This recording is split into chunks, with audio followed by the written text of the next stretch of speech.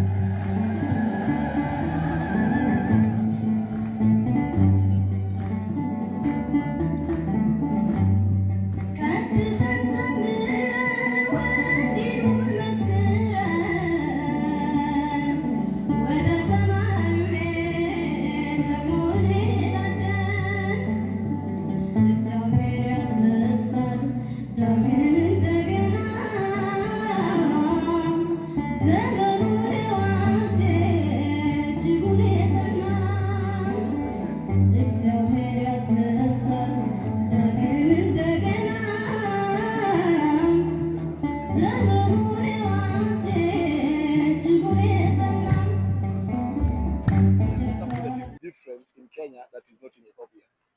Yeah, Kenya is civilized more than Ethiopia. How? By administration. Ethiopian politics is idiots. Hey. Yeah, so idiot. I don't know. The government is so many. He work. Everything is a bad situation. Even if you don't work your religion, you can talk speech freely in politica. You cannot talk anything is easily.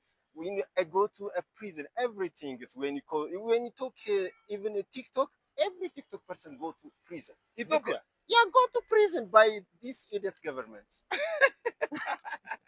I swear to God. So Ethiopian policy, everybody's, even a tribal. This government is a tribal. Only one tribe choice. Ethiopia. Only one tribe. Every administration, every management system by one tribe. Hey, which tribe is that? Headache. Headache. Yeah, that's so which tribe is that? Now, Oromia. Oromia. Yeah, only 87 tribes, but only one administrative, financial, investment, everything. They control it. They. Oromo. Yeah, only. That's why this is not only Oromo, not Oromo mistake. The government mistake. He is a bad. This government is so bad. Yeah, Ethiopian government is bad. Yeah, that's why now Ethiopia is everything is destroyed by.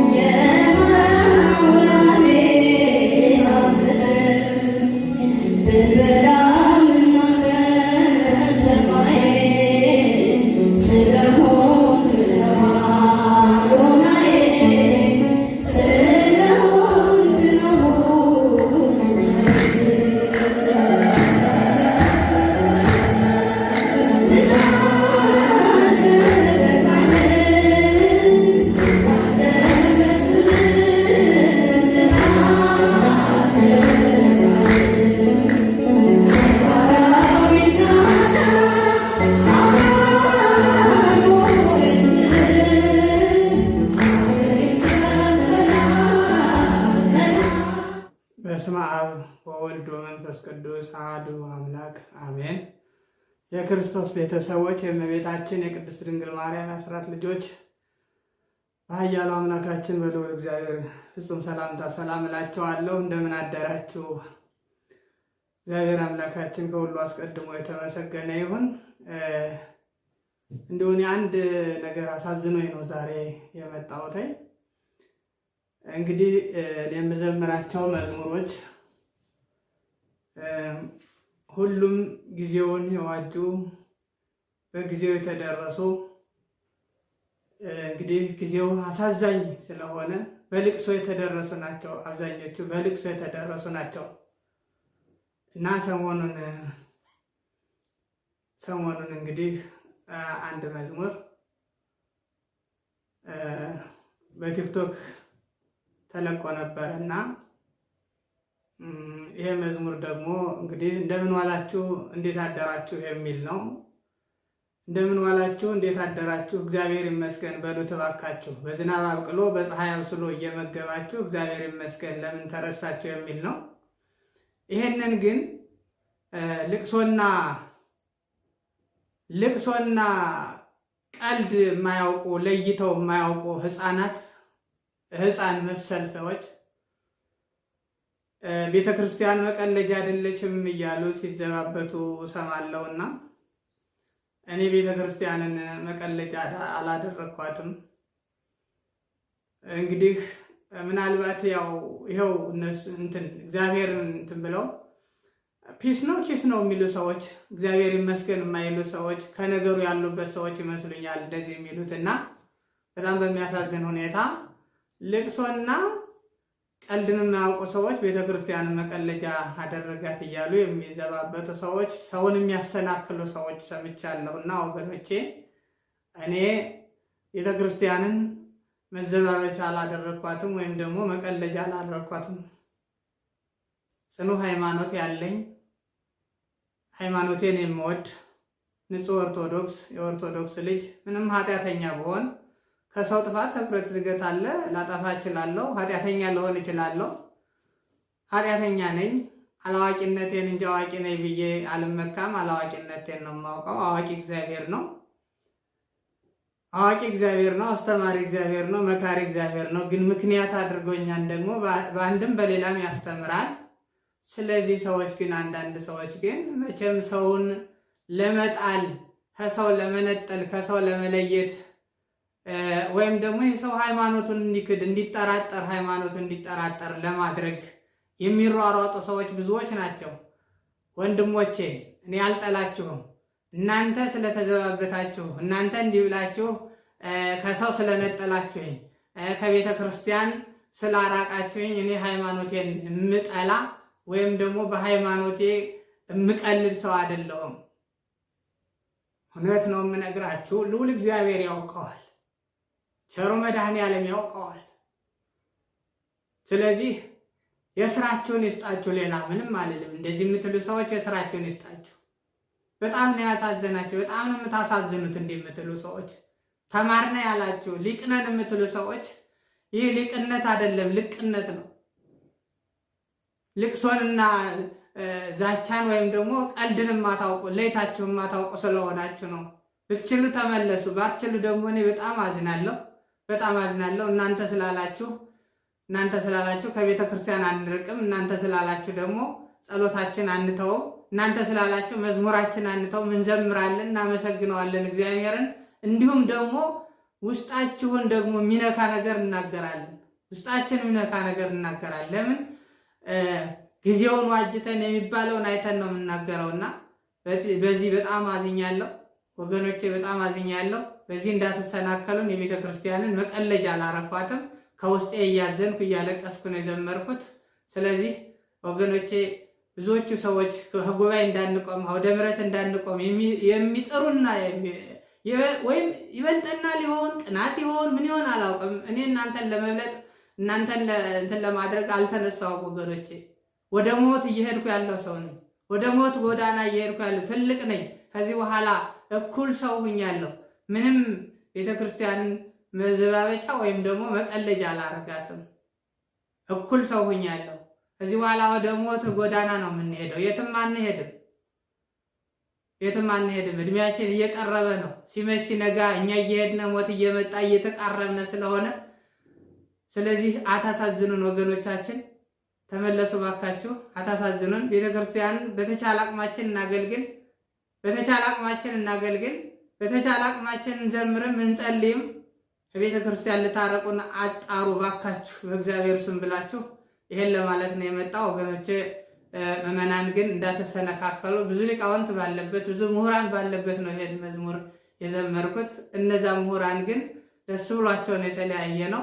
ዛም በኋላ ግን ሌሎች ደግሞ እንደዚሁ ለፎሎ መሰብሰቢያ ለሰው ለታይታ ብዙ ነገሮች ሲሉ ሰምቻለሁና በጣም ስላዘንኩ ነው። እንዳትሰነካከሉ። እኔ እያለቀስኩኝ እየተዘባበትኩ ወይም ደግሞ እየቀለድኩ አይደለም የነበረው። እግዚአብሔር ከሁላችን ጋር ይሁን። ሰላም ዋሉልኝ።